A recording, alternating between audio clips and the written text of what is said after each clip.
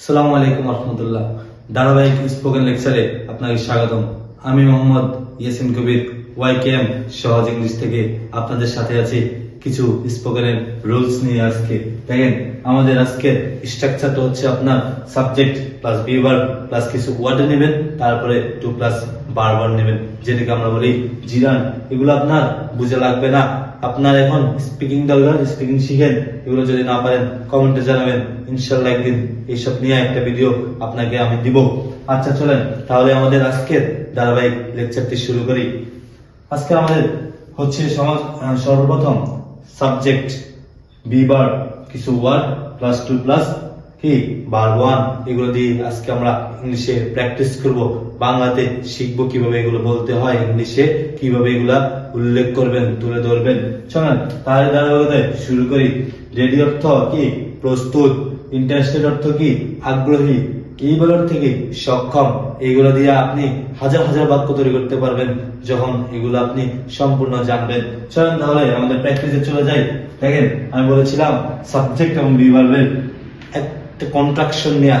এখন কি যদি না পারেন তাহলে তার কিছু করার নেই, তারপরেও আপনাকে আমন্ত্রণ জানাচ্ছি আমার আগের সাবজেক্ট এবং বি ভার্বের ক্লাসগুলো দেখে আসার জন্য। ওইগুলো যদি করতে পারেন তাহলে আশা করি আপনার সাবজেক্ট এবং বি ভার্ব নিয়ে সকল ডাউট ক্লিয়ার হয়ে যাবে ইনশাআল্লাহ। চলেন প্র্যাকটিস করি। আয়ের সাথে বলেছিলাম আমি ফিক্সড। শুনেন, I am ready to write, আমি লিখতে প্রস্তুত। বলবেন আমার সাথে, তো বলবেন আপনার কি করতে হবে, প্র্যাকটিস করতে হবে। মাথায় রাখবেন, practice makes the man perfect. Okay, I am ready to write, আমি লিখতে প্রস্তুত। I am ready to speak, আমি বলতে প্রস্তুত। I am ready to stand, আমি দাঁড়াতে প্রস্তুত। যদি বলি I am ready to sit, আমি বসতে প্রস্তুত। I am ready to open, আমি খুলতে প্রস্তুত। যদি আপনি একটা অবজেক্ট লাগান তাহলে এটা কিভাবে বলবেন, দেখেন, I am ready to open a door, আমি দরজাটি খুলতে প্রস্তুত। আচ্ছা চলেন পরবর্তী যাই। I am ready to dance, আমি নাচতে প্রস্তুত। I am ready to walk, আমি হাঁটতে প্রস্তুত। এভাবে আরো হাজার হাজার বাক্য তৈরি করতে পারবেন। দেখেন, সাবজেক্ট চেঞ্জ করি, সাবজেক্ট চেঞ্জ করলে অবশ্যই জানেন বি ভার্ব চেঞ্জ হবে। আপনার উইর সাথে কি যাবে, উইর সাথে অবভিয়াসলি আর যাবে, যেহেতু একটা কি প্লুরাল। আচ্ছা চলুন তাহলে শুরু করি। উই আর, শেষ হলো আমাদের। We are interested, we are interested, we are interested to write, আমরা লিখতে আগ্রহী। We are interested to speak, আমরা বলতে আগ্রহী। We are interested to stand, আমরা কি দাঁড়াতে আগ্রহী। যদি বলেন we are interested to sit, আমরা বসতে আগ্রহী। We are interested to open, আমরা খুলতে আগ্রহী। We are interested to dance, আমরা কি নাচতে আগ্রহী। আচ্ছা, we are interested to walk, আমরা হাঁটতে আগ্রহী। আচ্ছা পরবর্তী ওয়ার্ড হচ্ছে আমাদের কি সক্ষম। আচ্ছা, সক্ষমের ইংলিশ কি এইবল, কি এইবল, এই বল না এই বল।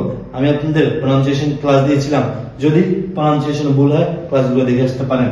আচ্ছা চলেন এবার থার্ড পারসন সিঙ্গুলার চলে যায়। থার্ড পারসন সিঙ্গুলার সাথে অবশ্যই কি is, he is able to write, সে লিখতে সক্ষম। He is able to write, সে লিখতে সক্ষম। He is able to speak, সে বলতে সক্ষম।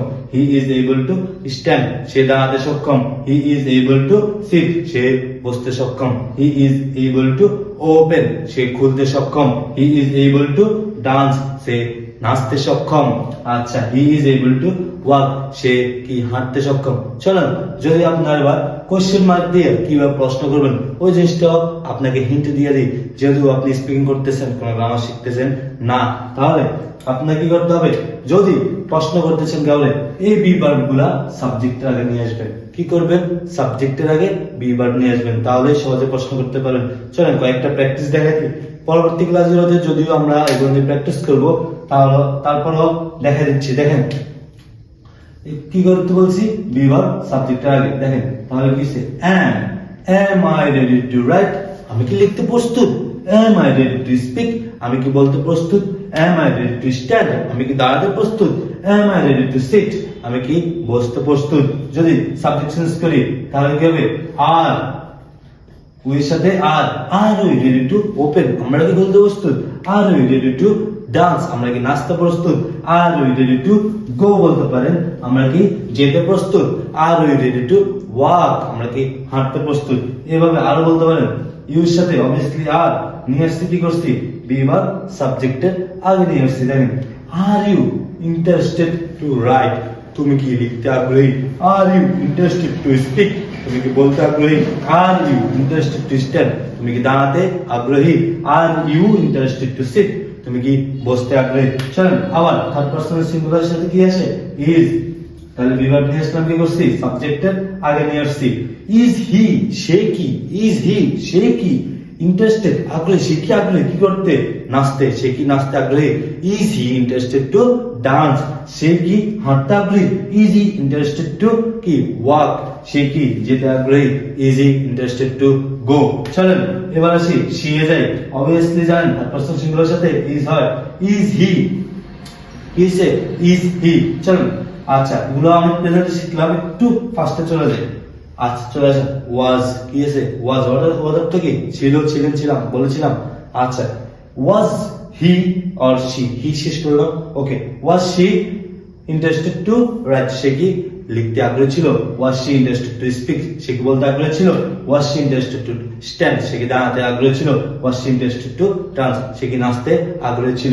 এবার বলতে পারেন যদি ফিউচার চলে যায়, চলেন ফিউচার গেলে উইল বি, উইল বি কি, উইল বি, তাহলে উইল কিন্তু আপনার একা বসবে, বি আপনার সাবজেক্টে পরে আসবে, একটু ডিফারেন্ট আছে।